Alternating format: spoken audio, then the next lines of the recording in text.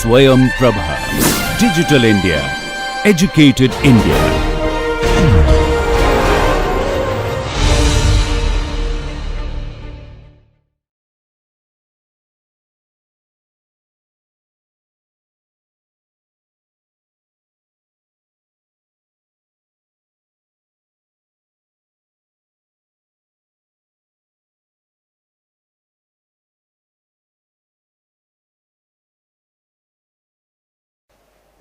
प्रिय शिक्षार्थियों, मैं आपका इस विषय नीतिशास्त्र पूर्व एवं पाश्चात्य दार्शनिक सिद्धांत में स्वागत करता हूं। आज के व्याख्यान क्रम में हम इमैनुअल कांट के नीति शास्त्र का एक दार्शनिक विश्लेषण कर देंगे। हम यह समझने का प्रयास करेंगे किस तरह निरपेक्ष विज्ञानवाद की स्थापना की। मेरा नाम डॉक्टर निर्भय कुमार मिश्रा है। मैं doctor D Y. Patil B school Tathawade Pune में प्रोफेसर के पद पर कार्यरत हूँ। इससे पहले कि हम इस व्याख्यान का प्रारंभ करें, पिछले व्याख्यान में हमने सुखवाद, नैतिक सुखवाद और मनोवैज्ञानिक सुखवाद के बारे में एक विश्लेषण प्रस्तुत किया, जिनमें हमने एपिक्यूरियनिज्म और एरिस्टिपस के सिरनैक संप्रदाय का वर्णन किया। पुनः हमने मिल एवं बेंथम एवं मिल के नैतिक सिद्धांतों का नैतिक विश्लेषण प्रस्तुत किया। फिर सिज्विक के विचारों का अध्ययन भी किया।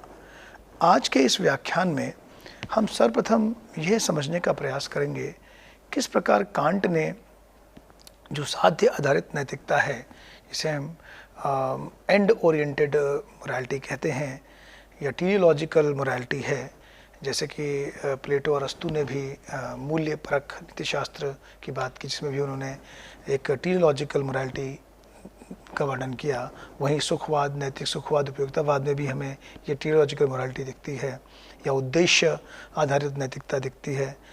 तो यहाँ पर कांट इस साध्य आधारित नैतिकता का खंडन करते हैं।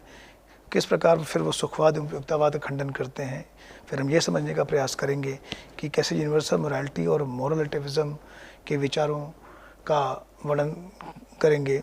फिर हम ये देखेंगे कैसे जो कांटियन एथिक्स है, जो उनका निरपेक्ष विज्ञानवाद है, कैसे वो न्यूटोनियन क्लासिकल मैकेनिक्स से प्रभावित है और कैसे कांटियन एथिक्स में कुछ उस तरह के सिद्धांतों का संपादन हुआ है। फिर हम नियतिवाद की जो एक दार्शनिक समस्या है कि नैतिक स्वतंत्रता क्या वास्तव में संभव है, इसकी चर्चा करेंगे। इसके बाद हम संगति एवं असंगतिवाद को समझेंगे और फिर कांटियन जो कंपैटिबिलिज्म है उसको भी समझने का प्रयास करेंगे। फिर नीति शास्त्र में कैसे कांट जो है एक यूनिवर्सलिज्म, जिसमें सार्वत्रिकता, सार्वभौमिकता और एकरूपता की बात करते हैं, उसको समझने का प्रयास करेंगे। पुनः हम कांट के निरपेक्ष विज्ञानवाद का विश्लेषण करेंगे। फिर वो कैसे एक नैतिक व्यक्ति की अवधारणा प्रस्तुत करते हैं, वो कैसे एक मॉरल एजेंसी और मॉरल पर्सन की बात करते हैं। फिर वो किस प्रकार बौद्धिक स्वतंत्रता एवं संकल्प की स्वतंत्रता की बात करते हैं। फिर कैसे उन्होंने कुछ विरोधाभासों का नैतिक विश्लेषण किया है, जिसमें ऐच्छिक झुकाव के वनस्पति कैसे वो कर्तव्य की प्रस्थापना करते हैं, किस प्रकार वो जैविक भौतिक कांतावाद या कॉजल डिटर्मिनिज्म के विरुद्ध एक जो मॉरल फ्रीडम है या मॉरल फ्री एक्शन है उसकी चर्चा करते हैं, इसको समझेंगे। पुनः हम उनके नैतिक दर्शन में इच्छा, दृढ़ निश्चय एवं नैतिक संकल्प के विचारों का अध्ययन करेंगे। फिर हम नैतिक जो आदेश है, जिसे वो कैटेगरी इम्पेरेटिव कहते हैं, उसमें भी सापेक्ष और निरपेक्ष जो आदेश का अंतर है, इसको समझने का प्रयास करेंगे। फिर हम उनके निरपेक्ष नैतिक आदेश या कैटेगरी इम्पेरेटिव की अवधारणा को समझेंगे। फिर हम इसी क्रम में ऑटोनॉमी और हेटेरोनॉमी जो है इसका अध्ययन करेंगे। फिर किस प्रकार कांट कहते हैं कि जो नैतिकता है वो स्वतः निर्मित है या सुई जनरस मोरालिटी को देखेंगे। और फिर क्या मानव अपने लिए नैतिक नियम बना सकता है, इस प्रश्न के उत्तर को ढूंढेंगे। और वहीं हम मैक्सिम और मॉरल लॉ का जो डिफरेंस है, जो व्यक्तिगत नैतिक नियम है और जो एक सार्वत्रिक नैतिक नियम है, उसको समझने का प्रयास करेंगे। पुनः नैतिकता का जो सार्वत्रिकता का सिद्धांत है, जिसे यूनिवर्सलाइजेबिलिटी कहते हैं, इसका मूल्यांकन करेंगे। फिर हम नैतिक नियमन, नैतिक प्रशासन एवं नैतिक क्रियान्वयन के जो विचार हैं उनका अध्ययन करेंगे। और पुनः फिर हम नैतिक शुभ एवं सदिक्षा का वर्णन करेंगे। और यहाँ हम देखेंगे कि साध्य शुभ एवं साधन शुभ दोनों में क्या अंतर होता है। फिर हम निरपेक्ष आदेश के विभिन्न जो प्रारूप हैं, जिसको हम कह सकते हैं यूनिवर्सल मोरालिटी, ऑटोनॉमी, ह्यूमैनिटी और किंगडम ऑफ एंड की जो अवधारणाएँ हैं, इनका भी अध्ययन करेंगे। और फिर हम पूर्ण एवं अपूर्ण कर्तव्य की अवधारणा को भी समझेंगे। फिर नैतिकता के लिए जो कांट ने जो पूर्व मान्यताएँ रखी हैं, जिसमें संकल्प की स्वतंत्रता, आत्मा की अमरता एवं ईश्वर का अस्तित्व है, उसका भी अध्ययन करेंगे। फिर हम अंततः ये देखने का प्रयास करेंगे किस तरह कांट धर्म और नैतिकता में एक जो भेद करते हैं या जो संबंध है, उसका भी मूल्यांकन करेंगे। और फिर हम ईश्वर का अस्तित्व कांट कैसे मानते हैं, इसकी चर्चा करेंगे। अंततः हम इसका मूल्यांकन करते हुए ये समझने का प्रयास करेंगे क्या कांटियन नीतिशास्त्र एक सूक्ष्म नीतिशास्त्र है। सर्वप्रथम हम ये समझने का प्रयास करेंगे किस प्रकार कांट जो है, उनसे जो जितने भी पूर्व नैतिक दर्शन जो विकसित हुआ, वो चाहे हम बात करें प्लेटो की या बात करें अरस्तु की, या हम कहें बेंथम या मिल, इन सभी के दर्शन में जो नैतिकता का प्रयोग हुआ है, वो एक नैतिकता जो है एक मीन्स है। क्योंकि इन सभी नैतिक दर्शनों में हम देखते हैं कि ये नैतिकता को किसी अन्य उद्देश्य की प्राप्ति का साधन मात्र समझते हैं। तो यहाँ पर जो इनका साध्य है, वो नैतिक नियम या नैतिक विचार या हम कहें नैतिक सिद्धांत या नैतिक मूल्य ना हो करके, बल्कि उनसे किसी ऐसी इच्छित साध्य की प्राप्ति है, या वो या तो किसी चरित्र के निर्माण हो सकता है, या किसी सद्गुण की प्राप्ति हो सकता है, या कोई इच्छित परिणाम हो सकता है, या सुख की प्राप्ति हो सकता है। कांट कहते हैं कि नैतिकता जो है इस रूप में अपने आप में नैतिकता है ही नहीं। जब नैतिकता कंडीशनल होती है, या नैतिक नियमों का या नैतिक मूल्यों का या नैतिक आदेशों का हम केवल अपने किसी अन्य साध्य की संतुष्टि के लिए प्रयोग करते हैं, तो वो नैतिकता नहीं कह सकती। वो हमारा एक विवेकपूर्ण कार्य हो सकता है, एक रेशनल एक्शन तो हो सकता है, लेकिन उसे कांट मॉरल एक्शन नहीं मानते। तो इस प्रकार जितने भी टेलियोलॉजिकल एथिकल प्रिंसिपल्स हैं, कांट उनका खंडन करते हैं और ये मानते हैं कि जो नैतिकता है वो अपने साधन रूप में भी स्वतः शुभ है। यानी कांट कहते हैं कि जो नीति शास्त्र है, वो उसकी अपनी अपनी वैल्यू है, अपना महत्व है, नैतिक नियमों का, सिद्धांतों का अपना महत्व है। वो किसी साध्य की पूर्ति के लिए साधन मात्र नहीं हो सकता। इसी प्रकार उन्होंने, कांट ने सुखवाद एवं उपयोगितावाद का भी खंडन किया है, और उन्होंने कहा है कि जो, जैसे कि बेंथम ने कहा कि जो हमारा नैतिक जीवन है वो दो मास्टर सोवरेंस के कंट्रोल में होता है, जिन्हें उन्होंने कहा, एक को उन्होंने कहा सुख और दूसरे को उन्होंने कहा दुख। तो कांट कहते हैं कि सुख और दुख जो है वो हमारे नैतिक मानदंड नहीं हो सकते। कांट सुख का विरोध नहीं करते। कांट कहते हैं सुखकर वस्तुएं अच्छी होती हैं, है ना, अच्छी कविता, कोई भी आनंद पूर्वक जो चीज़ें हैं वो सब अच्छी हैं, लेकिन कांट का मानना है कि सुख और दुख ये हमारे नैतिक मानदंड नहीं हो सकते। हमारे नैतिक निर्णय हमारे सेंसुअस एक्सपीरियंस या सेंसुअल एक्सपीरियंस पे बेस नहीं हो सकते, या सेंस ऑर्गन एक्सपीरियंस पे या हमारे इंद्रिय अनुभव पे बेस नहीं हो सकते। वो सुख और दुख के आधार पर नहीं हो सकते, क्योंकि सुख और दुखों में कभी भी हमें नैतिक निश्चितता नहीं प्राप्त हो सकती। यहाँ पर कांट जो है अपने दर्शन में एक यूनिवर्सल मोरालिटी की संकल्पना लेकर के आते हैं। उनका मानना है कि जो नैतिक सिद्धांत हैं वो अपने आप में सार्वत्रिक हैं, वो सभी को के लिए सार्वभौमिक हैं, एक रूप हैं, सार्वत्रिक हैं, वो रिलेटिव नहीं हो सकते हैं। कांट यहाँ पे जो कांट मॉरल रिलेटिविज्म का खंडन करते हैं, वो कहते हैं कि जो नैतिकता है वो मनोविज्ञान के सापेक्ष या समाज के सापेक्ष या संस्कृति के सापेक्ष या व्यक्ति सापेक्ष नहीं हो सकती। मनोविज्ञान नैतिकता की आधारशिला जो है, कांट के अनुसार अगर नैतिकता की जो आधारशिला है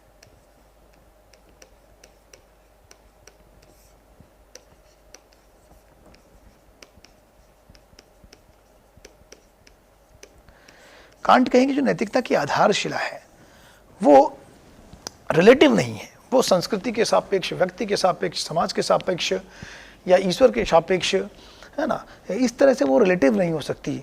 नैतिकता की आधारशिला जो है वो कांट कहते हैं वो यूनिवर्सल मॉरल लॉज में है या सार्वत्रिक नैतिक नियमों में है। इसी तरह कांट का दर्शन जो है वो बहुत कुछ न्यूटोनियन जो क्लासिकल मैकेनिक्स है, जैसे कि न्यूटन ने अपनी भौतिकी विज्ञान में कुछ ऐसे सिद्धांत दिए। सर्वप्रथम न्यूटन ने ही जो ब्रह्मांड की गति है उसको समझने का प्रयास किया, न कि वो समझने का प्रयास किया, बल्कि न्यूटन ने अपनी भौतिकी में कुछ 3 ऐसे सिद्धांतों को प्रस्तुत किया जिनमें एक तरह की यूनिवर्सैलिटी थी, एक यूनिफॉर्मिटी थी, जिसे में यूनिफॉर्मिटी थी और एक सर्टेनिटी थी। तो जो यूनिवर्सैलिटी है, सार्वत्रिकता है न्यूटन क्लासिकल मैकेनिक्स में, जो यूनिफॉर्मिटी है, जो सर्टेनिटी है, जो निश्चितता है, उससे काफ़ी कांट प्रभावित थे और वो मानते थे कि कहीं ना कहीं नैतिक नियमों को भी ऐसा ही होना चाहिए कि उनमें एक सार्वत्रिकता हो, उनमें एक रूपता हो और उनमें निश्चितता हो, जिससे कि हम निश्चित नैतिक व्यवहार का प्रतिपालन कर पाएँ या सभी को के लिए कुछ सार्वत्रिक नैतिक नियमों की प्रस्थापना कर पाएँ। तो इस तरह कांटियन एथिक्स जो है वो न्यूटोनियन क्लासिकल मैकेनिक्स से काफ़ी प्रभावित दिखती है। लेकिन जहाँ जो न्यूटन क्लासिकल मैकेनिक्स है वो वैसे तो उसकी आधारशिला जो है सार्वत्रिक सार्वभौमिक एक रूप नियमों से बंधी हुई है, जिसके आधार पर न्यूटन ने ब्रह्मांड में गति के नियमों की व्याख्या की। लेकिन उसमें एक दोष है, क्योंकि न्यूटन मानते हैं कि जो ये नियम है वो कहीं ना कहीं प्री डिटर्मिन्ड है, वो कहीं ना कहीं नियतिवाद, वो एक प्रकार का डिटर्मिनिज्म है, एक कॉजल डिटर्मिनिज्म है, उससे बंधे हुए हैं। लेकिन किसी भी प्रकार के कॉजल डिटर्मिनिज्म होने से सबसे पहले जो कॉजल डिटर्मिनिज्म है वो कहीं ना कहीं जो मॉरल फ्रीडम है, से एमएफ कहें, उसके लिए एक समस्या होता है। क्योंकि अगर हमारा व्यवहार कॉजली डिटर्मिन्ड है, अगर हमारा जो नैतिक व्यवहार उसे हम किसी पूर्व स्थापित नियमों से बंधा हुआ मान लें या पहले से निर्धारित चीज़ों से बंधा हुआ मान लें या किसी नियतिवाद से जोड़ दें, तो जो संकल्प की स्वतंत्रता है उसका हनन हो जाता है। और इसके स्वतंत्रता के अभाव में हम नैतिक जिम्मेदारी जो है वो किसी व्यक्ति पर नहीं लाद सकते। हम उसको किसी कार्य के लिए प्रेज या ब्लेम नहीं कर सकते, उसकी प्रशंसा या निंदा नहीं कर सकते। तो कहीं ना कहीं नियतिवाद जो है नैतिक स्वतंत्रता की समस्या को जन्म देता है। इस तरह से हम नैतिक दर्शन में 2 प्रकार की विचारधाराएं देखते हैं, संगतिवाद और संगतिवाद। संगतिवाद जिसको हम कंपैटिबिलिज्म बोलते हैं, वो ये मानता है कि जो कॉजल डिटर्मिनिज्म है, जो हमारा प्राकृतिक कार्य कारणवाद है, वो जो है वो मॉरल फ्रीडम के साथ सामंजस्य में है या समायोजित किया जा सकता है। ये जो कॉजल डिटरमिन्ड जो हमारा जो संसार है उसमें कहीं ना कहीं मॉरल फ्रीडम जो है, जो नैतिक स्वतंत्रता है, वो संभव है। वहीं असंगतिवाद जो है वो ये मानता है कि जो कॉजल डिटरमिनिज्म है वो उसके साथ मॉरल फ्रीडम या नैतिक स्वतंत्रता संभव नहीं है। तो जो कांट का दर्शन है वो एक तरह का संगतिवाद है, एक कांटियन कंपैटिबिलिज्म है। कांट ने एक संगतिवाद दिखाया है, इसमें वो मानते हैं कि कांट 2 तरह की भिन्न भिन्न दुनिया की संकल्पना करते हैं। वो जब कहते हैं कि जब हम जिस संसार को देखते हैं, जैसे कि प्लेटो के दर्शन में भी हम देखते हैं कि जैसे वो कहते हैं कि दृश्य संसार है और एक अदृश्य संसार है, तो जो एक भौतिक संसार है और एक समझ की दुनिया है। कांट के दर्शन में उसी प्रकार वो कहते हैं कि हम 2 तरह की दुनियाओं को देख सकते हैं। एक को कहेंगे कि जो भौतिक संसार है,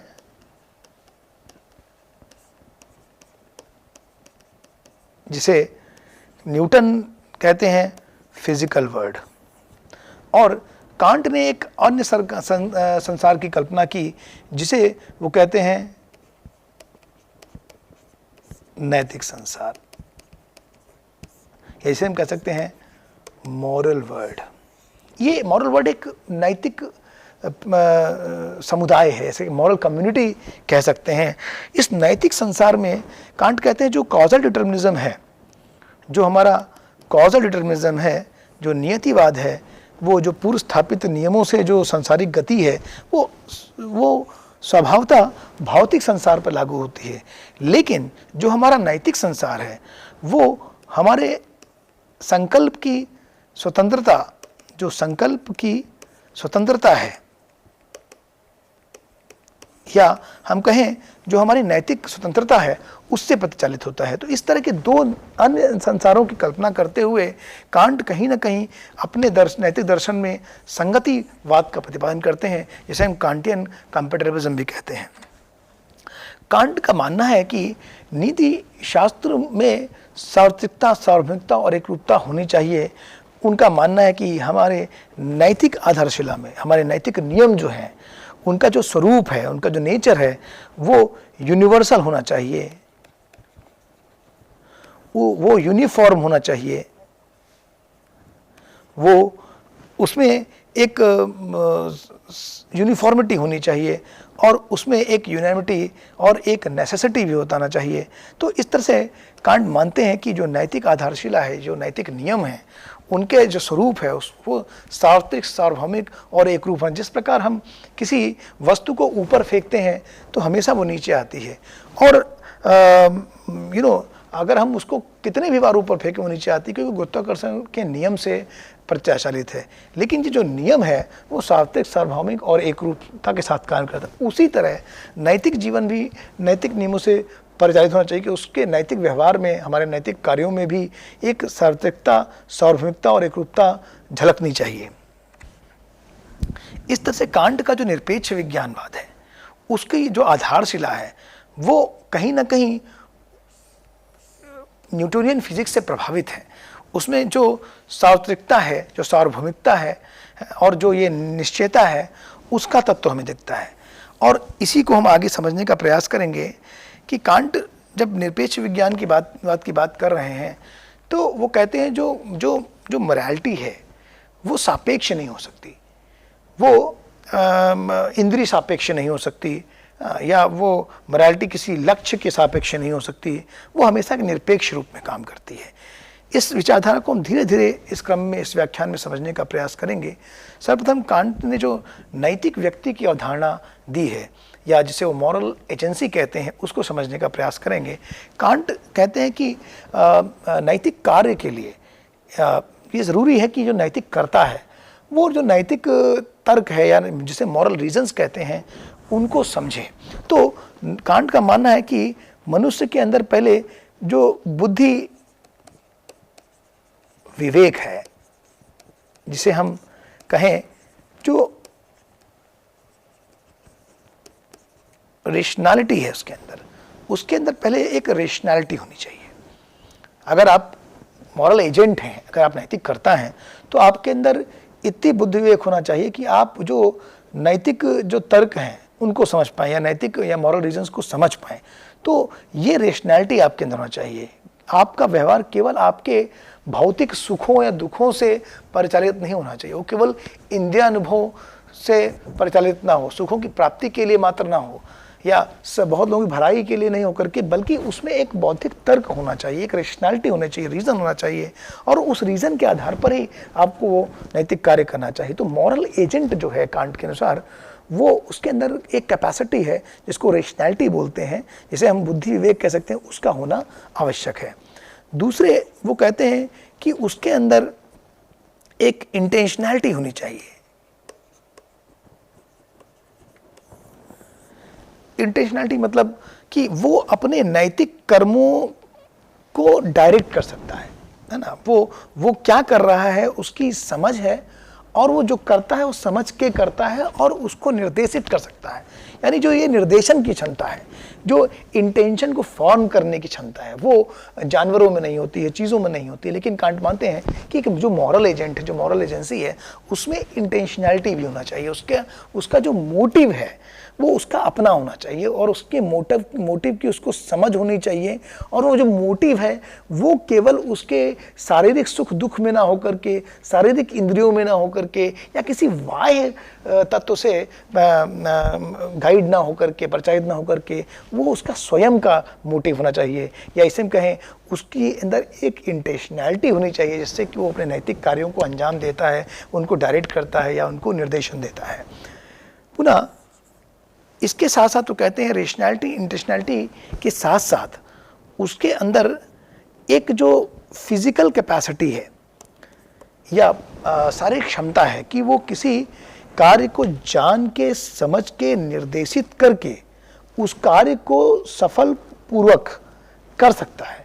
यानी एजेंसी को हम कहेंगे वो एक मॉरल एजेंसी का मतलब ये हुआ, इस तरह से जो नैतिककर्ता की अवधारणा है वो या नैतिक व्यक्ति की अवधारणा है वो इस प्रकार से होगी कि नैतिक व्यक्ति वह नैतिक करता है जिसके अंदर वो वास्तविक क्षमताएं हैं, जिसके आधार पर वो नैतिक तर्कों को समझ सकता है, मॉरल रीजंस को समझ सकता है और वो अपने नैतिक कर्मों या कर्तव्यों को समझकर उन्हें निर्देशित करते हुए उनका सफल निष्पादन कर सकता है, वो उनको एक्टिवली एग्जीक्यूट कर सकता है। यानी उसके अंदर ये फिजिकल कैपेसिटी भी है कि उसको एग्जीक्यूट कर सकता है। तो इस तरह से कांट कहते हैं कि नैतिक आचरण के लिए पहले आपके अंदर एक मॉरल एजेंसी का होना ज़रूरी है और मॉरल एजेंसी होने के बाद ही हम इंडिविजुअल्स को एक मॉरल पर्सन कह सकते हैं या नैतिक व्यक्ति की अवधारणा को समझ सकते हैं। अब हम बात करते हैं कि ये जो बौद्धिकता है, जो स्वतंत्रता है और संकल्प की स्वतंत्रता है, कांट का मानना है कि नैतिक व्यक्ति के अंदर या मॉरल एजेंसी के लिए सबसे पहले तो उसके अंदर रेशनैलिटी चाहिए और उसके अंदर एक ऑटोनॉमी चाहिए या इसे हम फ्रीडम कहते हैं, और उसके साथ साथ ये फ्रीडम ऑफ चॉइस होना चाहिए, चयन की स्वतंत्रता इसे कह सकते हैं।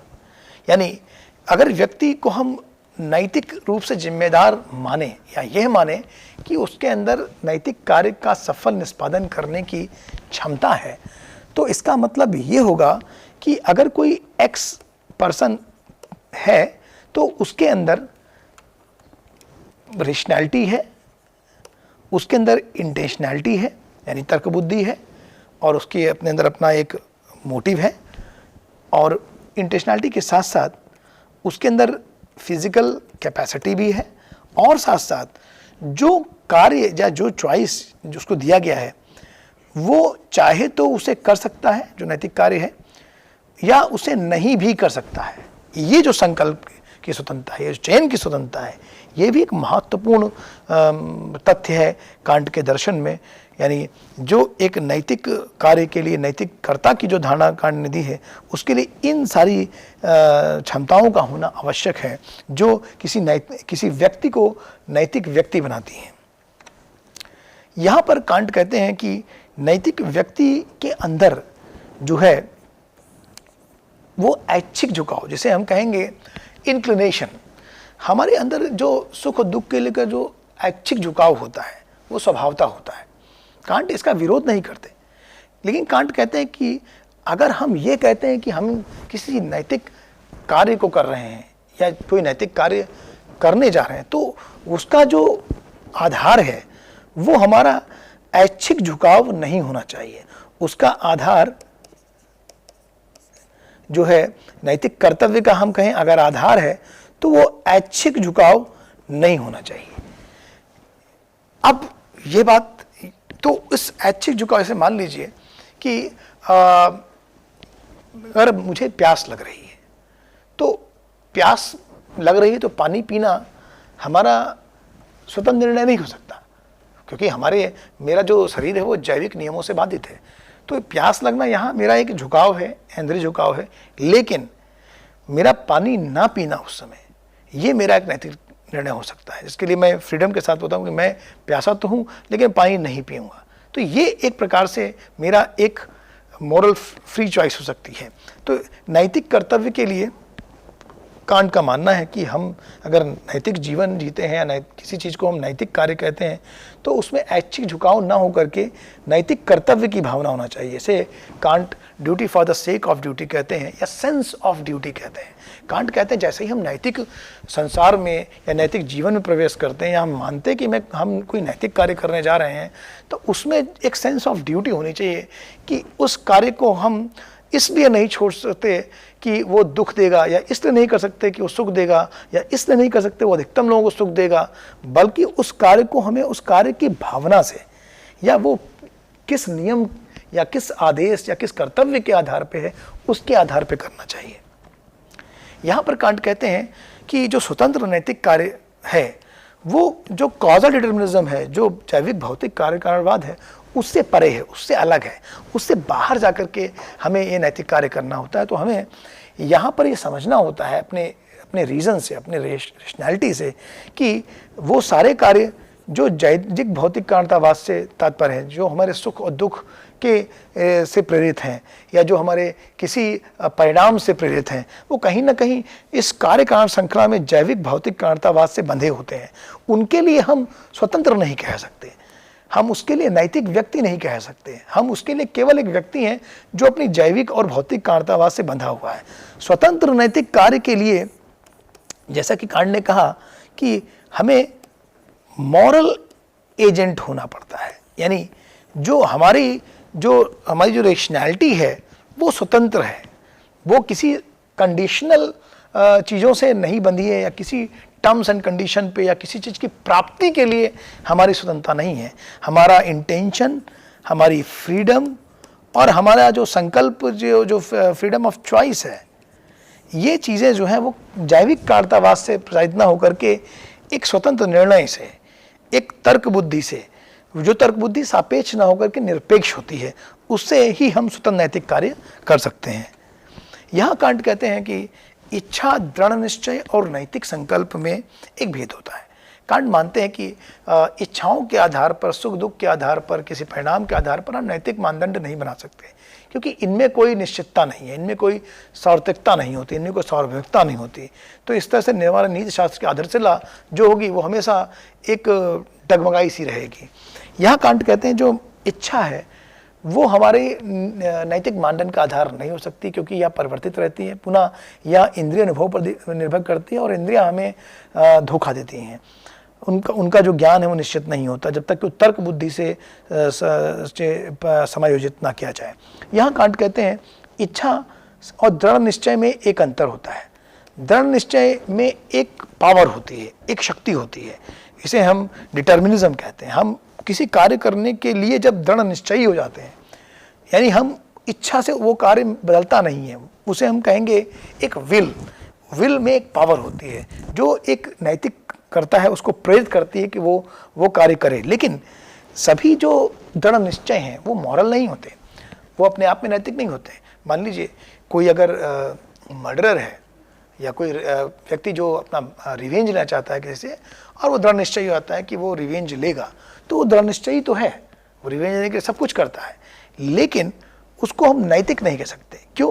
क्योंकि उसमें नैतिक संकल्प का अभाव है, क्योंकि उसके अंदर की जो इच्छा है वो सापेक्ष है, क्योंकि वो जो दृढ़ निश्चयी हुआ है वो बदला लेने के लिए हुआ है, वो अपनी किसी एक भावना को संतुष्ट करने के लिए दृढ़ निश्चयी होता है। लेकिन नैतिक दर्शन में कांट कहते हैं कि दृढ़ निश्चय की आवश्यकता नैतिक दर्शन में है। हमारे विल में एक डिटर्मिनिज्म जरूरी है, तभी हम वो नैतिक कार्य कर सकते हैं, तभी हमारे जो कर्तव्य के जो बाध्यता है, जो उसके लिए उसको करने के लिए हमारे अंदर दृढ़ निश्चय होना भी आवश्यक है। लेकिन ये दृढ़ निश्चय सापेक्ष नहीं होना चाहिए, ये किसी अन्य उद्देश्य की प्राप्ति के नहीं होना चाहिए, बल्कि ये नैतिक संकल्प के रूप में होना चाहिए कि वो एक कर्तव्य की भावना उसमें हो, किसी परिणाम को प्राप्त करने की भावना नहीं, या इंद्रिय को संतुष्ट करने की भावना नहीं, या सुख की भावना नहीं, या मेरे अपने स्वभाव को संतुष्ट करने की भावना ना होकर के किसी वो जो कर्तव्य है, वो जो कार्य है, वो जो नियम है ना, उसके पालन की भावना होनी चाहिए। जैसे पिता जब पुत्र के लिए कुछ करता है तो उसके मन में दृढ़ निश्चय होना चाहिए कि उसको एक कठिन परिश्रम करना पड़ता है ना, उसके पढ़ाई के लिए, उसके आगे अच्छे भविष्य के लिए वो काफ़ी सारे त्याग करता है, काफ़ी कर्तव्य का निर्वहन करता है। लेकिन ये कर्तव्य निर्वहन की भावना से होना चाहिए, ना कि इस भावना से कि मैं ये कर रहा हूँ तो इसका ये रिजल्ट होगा, वो आगे बढ़ेगा, वो ये अचीव करेगा, है ना, वो ये बन जाएगा, वो बन जाएगा। इस तरह का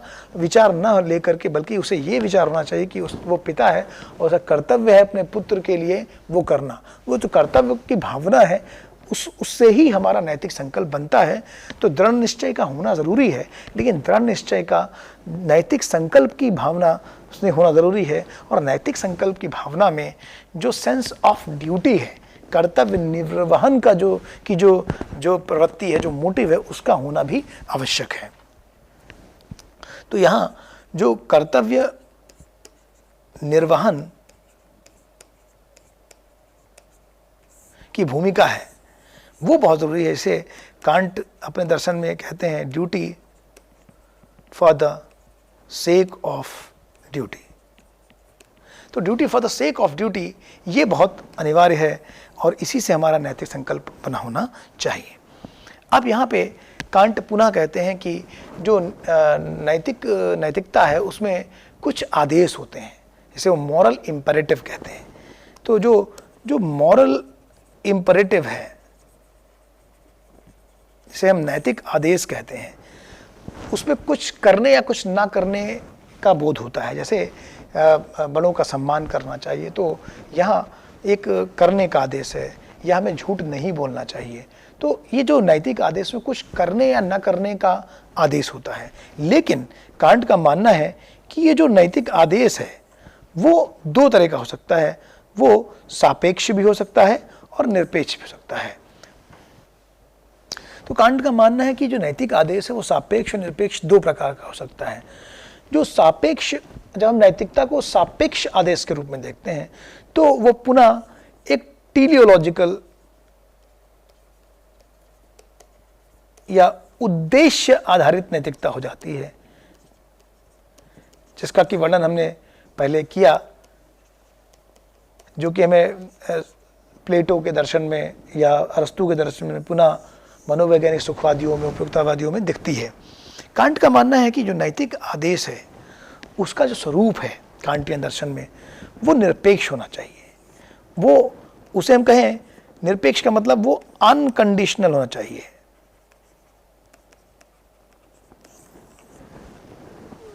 यानी वो किसी परिणाम की प्राप्ति के लिए नहीं होना चाहिए, वो केवल कर्तव्य निर्वहन की भावना से निरपेक्ष होना चाहिए। इसी निरपेक्ष नैतिक आदेश को कांट कहते हैं ये कैटेगरिकल इंपरेटिव है। इसे वो कहते हैं ये वो अनकंडीशनल मॉरल इंपरेटिव है।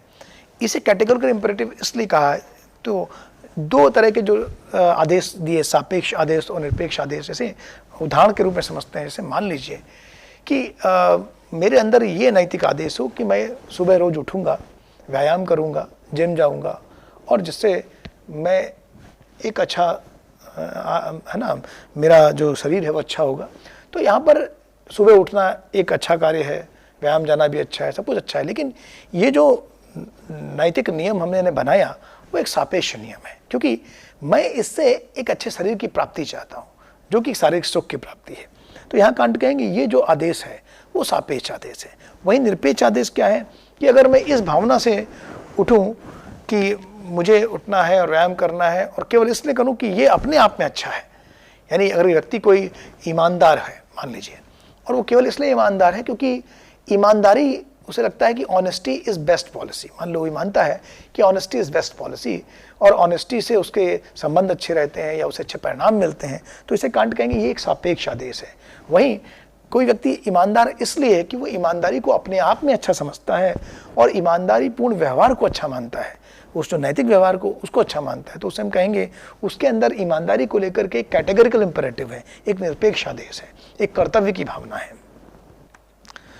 अब कांट कहते हैं कि जो ये नैतिक निरपेक्ष आदेश है या नैतिकता का पालन है, इसको करने के लिए क्या होना चाहिए। तो कांट यहाँ पे बात करते हैं कि मोरालिटी के लिए एक ऑटोनॉमी होनी चाहिए, यानी नैतिक व्यक्ति के अंदर जो उसका नैतिक जीवन है, जो उसके नैतिक कार्य हैं, या हम कहें जो उसके नैतिक कार्य हैं, वो बाह्य बल से आने चाहिए या बाह्य कारणों से प्रभावित होने चाहिए, या वो अंतःकरण से होना चाहिए। यहां अंतःकरण का तात्पर्य है कि सेल्फ मोटिवेटेड होना चाहिए, है ना, या जैसे कहें हम सेल्फ इवॉल्व, या इसे हम कह सकते हैं कि स्वतः उद्भवित नैतिकता, या उसे हम कहेंगे सेल्फ इवॉल्व। तो यहां पर कांट कहते हैं कि दो तरीके के प्रभाव नैतिक जीवन में दिखते हैं, एक वो ऑटोनॉमस बोलते हैं, एक को हेटेरोनॉमस बोलते हैं। कांट ने ही ये हेटेरोनॉमस वर्ड शब्द दिया अपने दर्शन में। उनका मानना था कि जब हम हेटेरोनॉमस मॉरल एक्ट करते हैं या ऐसा नैतिक कार्य करते हैं जो बाह्य बल से प्रभावित होता है, तो वो असल तरीके से नैतिक कार्य नहीं होता, क्योंकि वो किसी अन्य उद्देश्य की पूर्ति के लिए होता है। तो कांट का मानना है कि एक मॉरल लाइफ के लिए, नैतिक जीवन के लिए या सफल नैतिक कार्य निष्पादन के लिए इंसान के अंदर एक सेल्फ इवॉल्व्ड मोरालिटी होनी चाहिए, या उसका ऑटोनोमस होना ज़रूरी है, उसका सेल्फ मोटिवेटेड होना ज़रूरी है, उसका मोटिवेशन खुद का होना चाहिए। इसी को कांट कहते हैं कि नैतिक व्यक्ति के होने के लिए उसके ऑटोनोमस होना ज़रूरी है, यानी आपका जो मॉरल एक्शन है, जो नैतिक कार्य है, वो ऑटोनोमस या सेल्फ मोटिवेटेड होना चाहिए, ना कि वो बाह्य बलों पर या बाह्य कारणों से निर्धारित होना चाहिए। यहाँ पे कांट कहते हैं कि जो नैतिकता है वो स्वतः निर्मित है,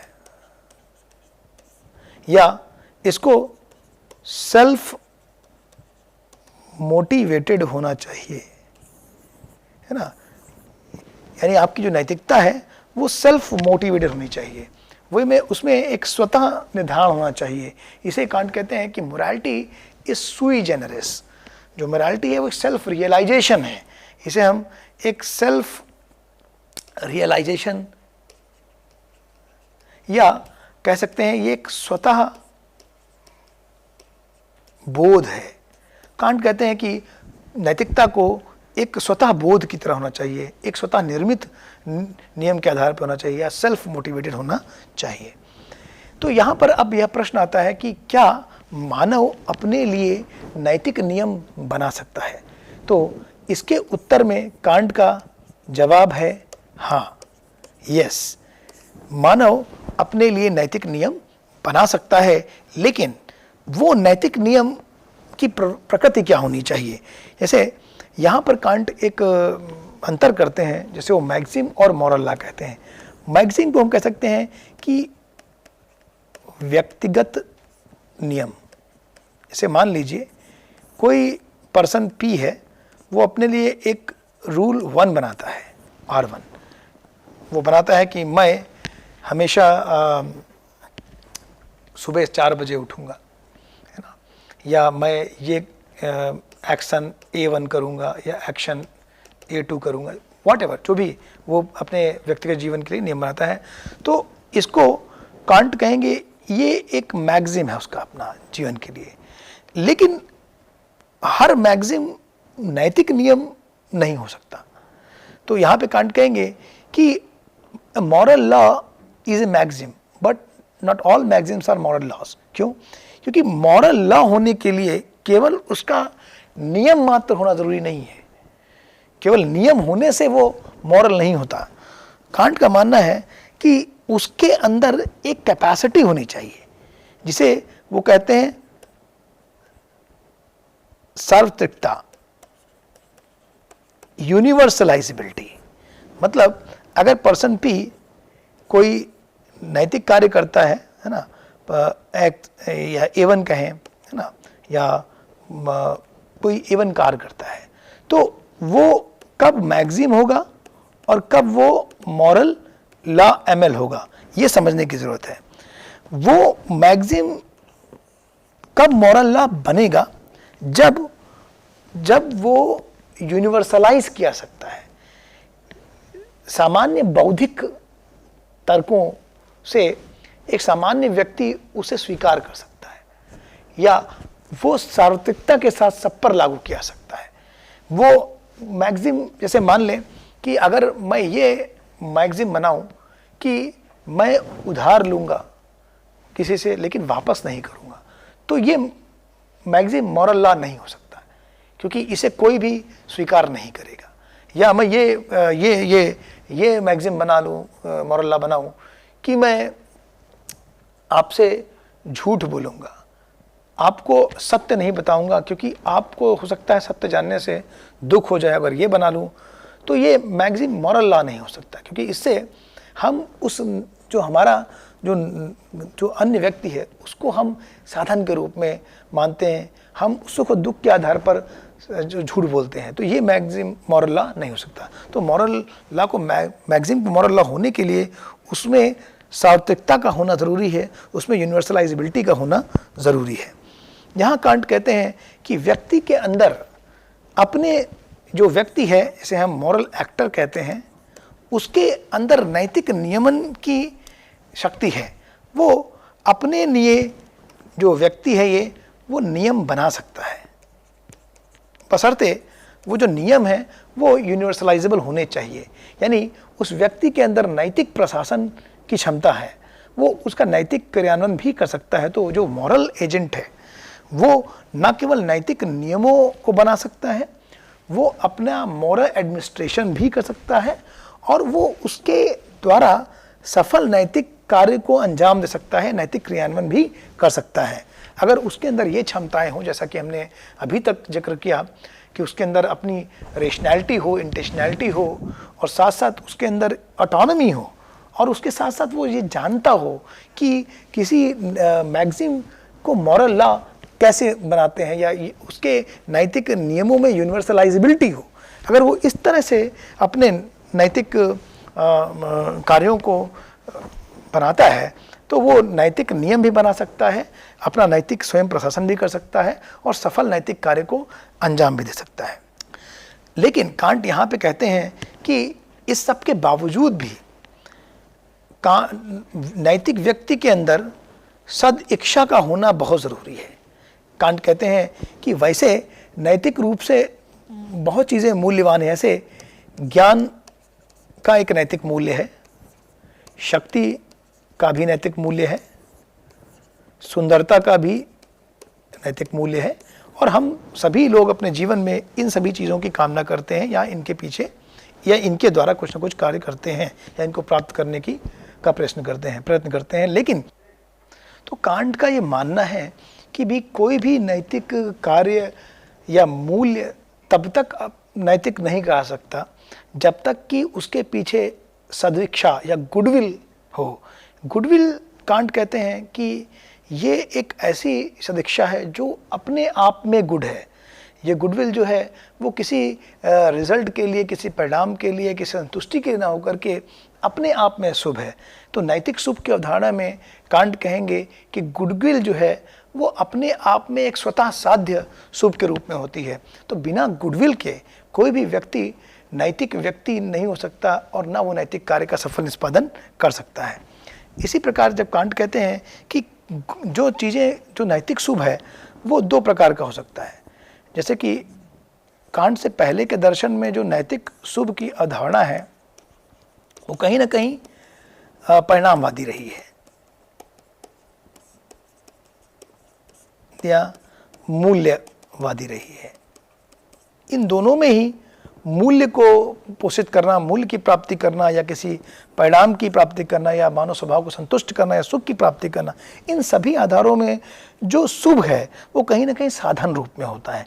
कांट कहते हैं नैतिकता में जो शुभ की अवधारणा है वो साधन रूप में नहीं हो सकती, वो हमेशा स्वतः साध्य है। तो कांट का जो गुड है वो दो तरीके हो सकता है, शुभ दो तरीके हो सकता है, good in itself and good for other reason.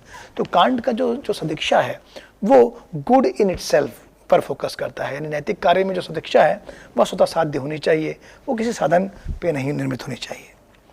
या अब हम कांट के जो निरपेक्ष आदेश के विभिन्न प्रारूप हैं, जो कैटेगरिकल इम्पेरेटिव के फॉर्मुलेशंस कांट देखते हैं, उनकी चर्चा करेंगे। कांट सबसे पहले देखते हैं कि जो निरपेक्ष आदेश है वो यूनिवर्सल मोरालिटी के रूप में व्याख्यात किया सकता है। उसको हम यूनिवर्सल मोरालिटी की समझ सकते हैं कि जो मॉरल्स हैं, जो मॉरल लॉज हैं, वो सभी यूनिवर्सल हैं। दूसरा, ऑटोनॉमी, जो मानव की स्वतंत्रता है, वो भी एक कैटेगरी इंपरेटिव के रूप में समझ सकता है, क्योंकि वो ऑटोनॉमस है, वो हेटेरोनॉमस नहीं है, और वो भौतिक सांसारिक नियमों से बंधी हुई नहीं है, बल्कि वो मॉरल जो लॉज हैं उनसे प्रचालित है। फिर कांट ह्यूमैनिटी या ह्यूमन प्रिंसिपल की बात करते हैं।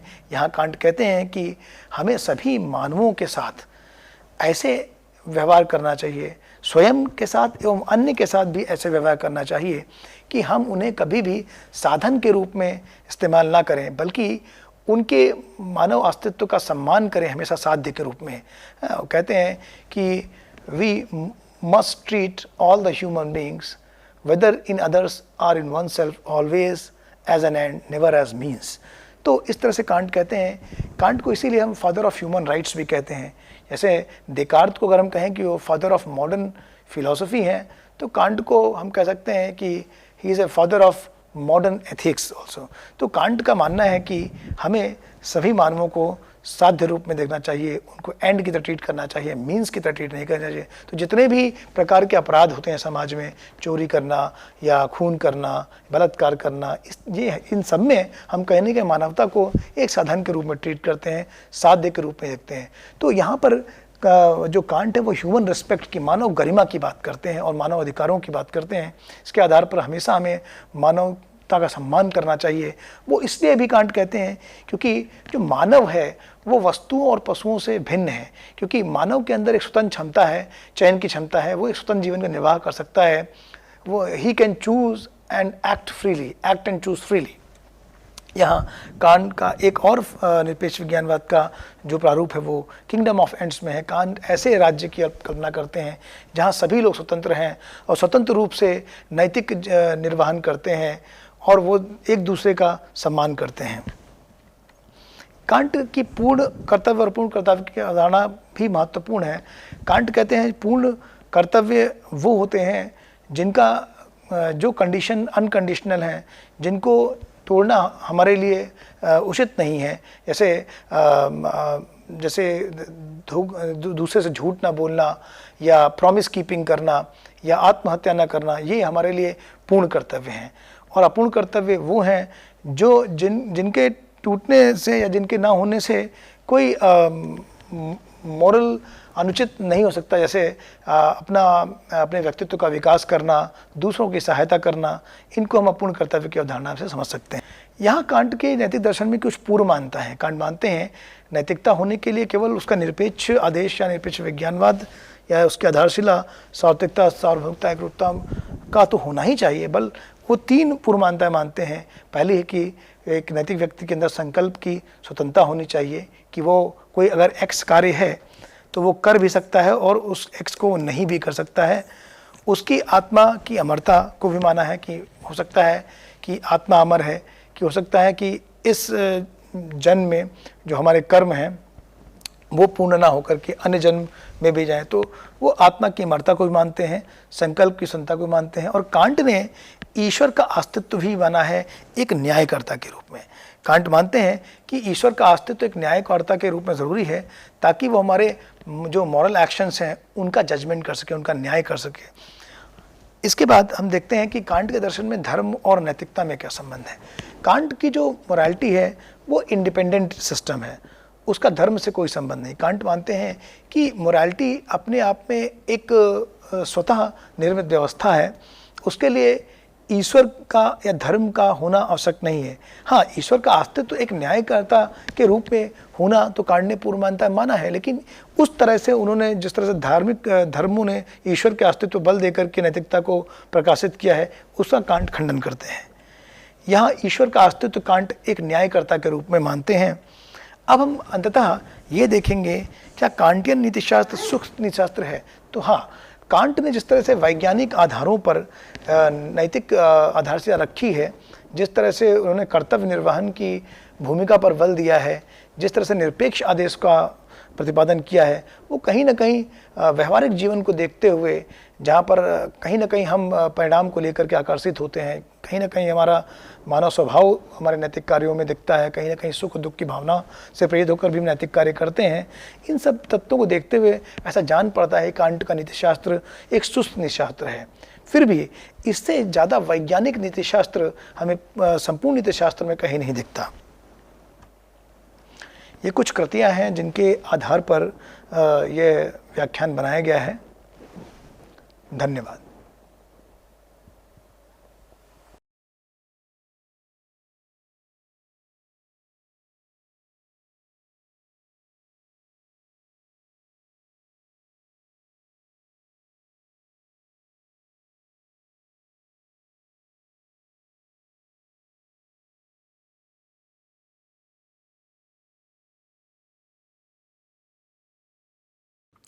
Hello and welcome to this piece of literary snippet.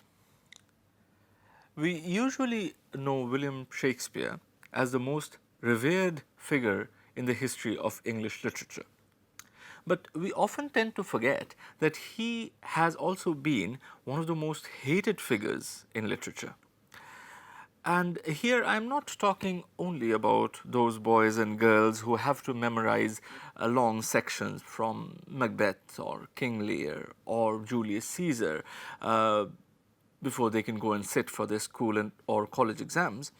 But I am also talking about people who are themselves quite famous authors.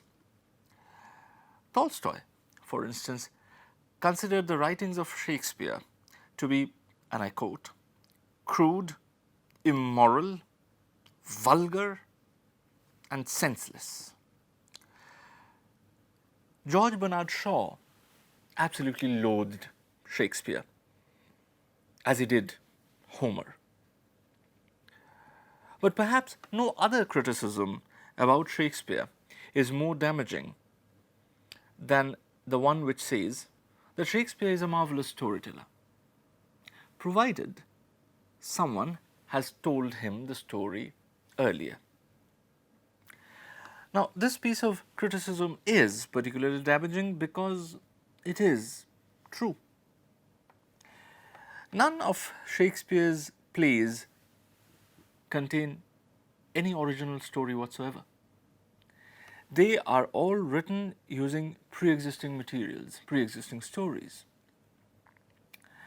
Now, does that diminish the stature of Shakespeare as a dramatist? Well, I'll leave that for you to decide. See you in the next episode of Literary Snippets.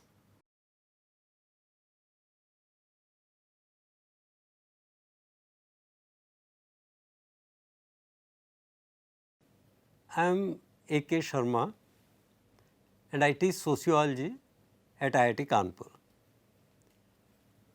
I am going to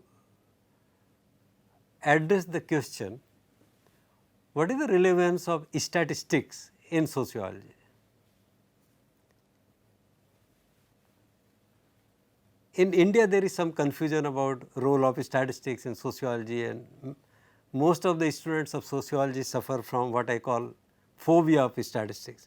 But actually, if you look at history of sociology or the kind of work that are being done in sociology, which are published in prestigious academic journals, you find that there is a lot of use of statistical methods, and not simple methods, very advanced methods. All of you know, as students of sociology, you know that one of the founding fathers of sociology, Comte, or another founding father, Emile Durkheim, they said that sociology is one subject which differs from other subjects in the questions that they try to answer, but they use the same method, the method of science. And that in sociology, those who believe in this kind of approach, they are called positivists. Emile Durkheim called them positivists. They believe that social issues must be studied by using observations, experiments and other modes of collection of data. Now, statistics can help sociologists in three ways. Because if sociology is about social facts or patterns, not individuals, patterns of thinking, patterns of feeling, patterns of acting, behaving, and they can be measured, they can be quantified, and that explanation of one social fact can be given only in terms of other facts. We need statistics, because statistics can measure these facts. Statistics can describe these facts. So, one branch of statistics, we can call it descriptive statistics, can help us in summarizing data, in measuring facts, like you are all familiar with simple statistical things like mean, mode, median, or methods of dispersion, standard deviation, range, variance. These are descriptive measures. They can also be used to measure skewness or symmetry or asymmetry in the data. Other types of statistical methods, which are called inferential statistics, are used to test hypotheses. We know that any science, including sociology, if we follow that positivistic tradition, is about testing hypotheses using scientific methods. And for testing hypotheses, like for comparative purposes, comparing means of two samples or comparing variances of two samples or comparing correlation coefficients or regression coefficients, we need inferential statistics. And if you are familiar with some of them, t-test, z-test, chi-square test, f-test, these are the tests which come under inferential statistics. We use statistics for drawing inferences about two or more samples. And thirdly, statistics can also be used for posing new questions.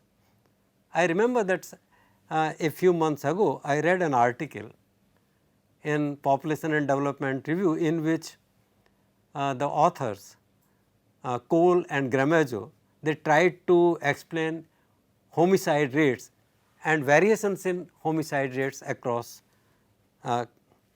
countries in the entire world. And they found, based on statistical analysis, logistic regression and all, they found that one factor which explains variations in homicide rates in the world is female education. Not culture, not governance so much, not even male education, but female education. Now, if facts are showing this, so you have a new sociological question: why is it that rise in female education leads to higher homicide rates? And Cole and Gramajo then gave certain hypotheses. You may not agree with those hypotheses. You may conduct this study on your own or test these hypotheses given by Cole and Gramajo using statistical methods.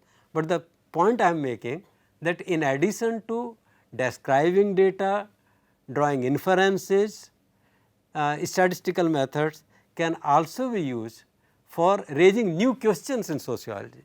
And of course, you are all familiar that whenever the issue of prediction comes, predicting population of India, predicting urbanization, predicting per capita income of India 20 years from now, 50 years from now, there also statistical methods are of great help. And finally, statistical methods have been used in monitoring and evaluation of development policies run by various governments and NGOs.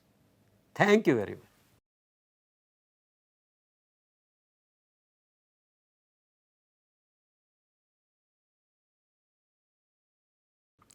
Hello and welcome to this piece of literary snippet. We usually know William Shakespeare as the most revered figure in the history of English literature. But we often tend to forget that he has also been one of the most hated figures in literature. And here I'm not talking only about those boys and girls who have to memorize long sections from Macbeth or King Lear or Julius Caesar before they can go and sit for their school or college exams. But I'm also talking about people who are themselves quite famous authors. Tolstoy, for instance, considered the writings of Shakespeare to be, and I quote, crude, immoral, vulgar, and senseless. George Bernard Shaw absolutely loathed Shakespeare, as he did Homer. But perhaps no other criticism about Shakespeare is more damaging than the one which says that Shakespeare is a marvelous storyteller, provided someone has told him the story earlier. Now, this piece of criticism is particularly damaging because it is true. None of Shakespeare's plays contain any original story whatsoever. They are all written using pre-existing materials, pre-existing stories. Now, does that diminish the stature of Shakespeare as a dramatist? Well, I'll leave that for you to decide. See you in the next episode of Literary Snippets.